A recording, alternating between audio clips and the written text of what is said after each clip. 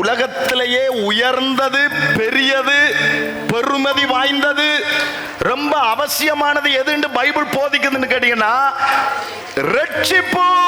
இது தேவனுடைய ஈவு. ரட்சிப்புக்குள்ள என்ன அடங்கி இருக்கிறது என்று பார்க்கும்போது விடுதலை, இரண்டாவது பாதுகாப்பு, மூன்றாவது கெட்டு போகாமல் பழுதாகாமல் இருக்கக்கூடிய ஒரு வாய்ப்பு, நாலாவது சுகம், அடுத்தது ஒன்றிலுமே குறைவில்லாத எல்லாவற்றிலும் சந்தோஷமா இருக்கக்கூடிய ஒரு வாழ்க்கை.